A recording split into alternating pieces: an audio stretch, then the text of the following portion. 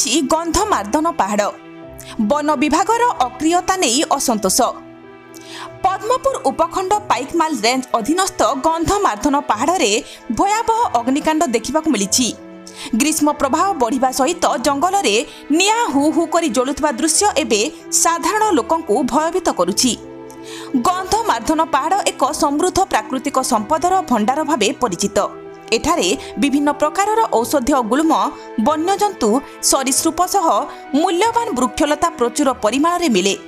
ଏହି ପର୍ବତମାଳାରୁ ମିଳୁଥିବା ଚାର, କେନ୍ଦୁ, ମହୁଲ, ଟୋଲ ଭଳି ଲଘୁ ବନଜାତ ଦ୍ରବ୍ୟ ସଂଗ୍ରହ କରି ପ୍ରାୟ 50,000 ଆଦିବାସୀ ଓ ଜନଜାତି ଲୋକ ଜୀବିକା ନିର୍ବାହ କରୁଛନ୍ତି। କିନ୍ତୁ ପ୍ରତିବର୍ଷ ଗ୍ରୀଷ୍ମ ଋତୁରେ ଏହି ଅଞ୍ଚଳରେ ଅଗ୍ନିକାଣ୍ଡ ଘଟି ଜଙ୍ଗଲ ଓ ପରିବେଶକୁ ଭୟଙ୍କର କ୍ଷତି ପହଞ୍ଚାଉଛି। ବନ ବିଭାଗ ପକ୍ଷରୁ ସଚେତନତା କାର୍ଯ୍ୟକ୍ରମ ଚାଲିଥିବା ସତ୍ତ୍ୱେ ନିଆଁ କିପରି ଲାଗୁଛି ଏବଂ ଏହାକୁ କାହିଁକି ରୋକାଯାଉନାହିଁ ବୋଲି ସଚେତନ ନାଗରିକ ମହଲରେ ପ୍ରଶ୍ନ ଉଠିଛି। ସ୍ଥାନୀୟ ଲୋକଙ୍କ ଅଭିଯୋଗ ଅନୁସାରେ ଅଗ୍ନି ନିୟନ୍ତ୍ରଣ ପାଇଁ ବନ ବିଭାଗ ପକ୍ଷରୁ ପ୍ରୟୋଜନୀୟ ଏବଂ ସଠିକ୍ ପଦକ୍ଷେପ ଗ୍ରହଣ କରାଯାଉନଥିବାରୁ ନିଆଁ ଭୟାବହ ରୂପ ନେଉଛି। ଏହା ଫଳରେ ପରିବେଶ ସହ ଜନଜୀବନ ଉପରେ ମଧ୍ୟ ଗୁରୁତର ପ୍ରଭାବ ପଡ଼ୁଛି। ଏହି ପରିସ୍ଥିତିରେ ଶୀଘ୍ର ଅଗ୍ନି ନିୟନ୍ତ୍ରଣ ପଦକ୍ଷେପ ଗ୍ରହଣ କରିବା ସହ ଜଙ୍ଗଲ ସୁରକ୍ଷା ପାଇଁ କଡ଼ା ନିୟମ ଲାଗୁ କରିବାକୁ ସ୍ଥାନୀୟ ଲୋକ ଦାବି କରିଛନ୍ତି।